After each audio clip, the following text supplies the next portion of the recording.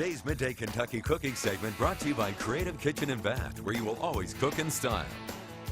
And welcome back. Chef Allison Davis here in the Wild Thyme Kitchen, and we are cooking up some fish.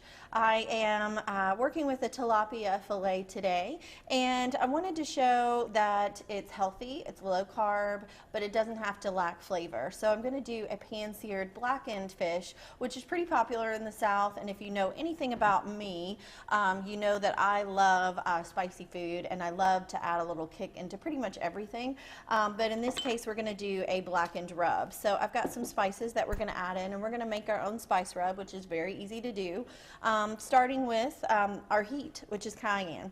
So I've got a little cayenne pepper.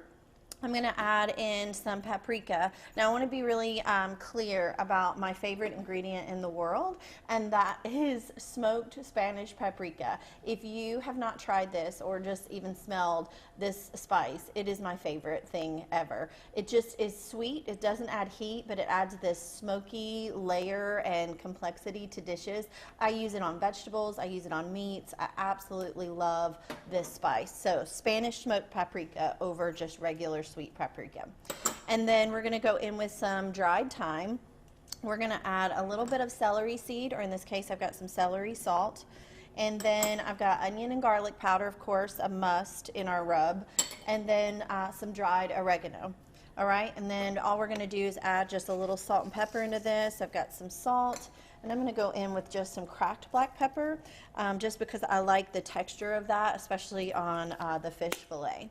Now, in preparing our fish, I patted these nice and dry, because if we are going to sear these in a pan, we want to make sure that they're not super wet. So these have been patted dry and help to remove a little bit of the moisture off of the top. All right, now our rub is good, so I'm just going to take our rub on our fish and just sprinkle it all over the top, and then you want to really kind of pat it into the fish, okay? And then we've got our pan working. So while I've been making this rub and kind of working with the fish, I've been heating up our pan so that we have a really nice hot pan, but I haven't added the oil into it. Now you could go with vegetable oil or grapeseed oil. I'm going to go with canola oil, or I'm not sorry, coconut oil in this one, just because I like the little bit of mild like sweetness that it brings with the fish, and also how that will kind of cool and work really well with the blackened seasoning. So we're just going to take this and kind of coat the bottom of the pan. Again, our pan and our skillet is really nice and hot. So we're going to take the excess of our rub, and then we're going to take our fish and just lay it in. Now when I lay my fish in, or anything that I'm pan searing, I always try to lay away, and that way if it does splatter, it's going to splatter my cameraman and not me, right? All right, and then lastly we're going to go back over the top with a little bit more of that rub, and we're just going to let this sit and sear. I'm going to pat it in with my spoon there, because I'm not going to get my hand that close to that oil. And we're just going to let that sit and sear. So what a lot of people like to do is they like to try to flip it too soon, and that's usually where you end up with the problem. If you try to flip it too soon before you've gotten a nice sear against the pan, then that's when your fish tends to stick and doesn't want to come up from the pan. If you let it sear, the sear, or the crust, is what usually becomes that barrier and that separation between the pan and the actual fish fillet itself. All right, so we have our high heat. We're letting that cook and just letting that kind of crisp up. And in about another, say, 30 seconds, we'll flip this.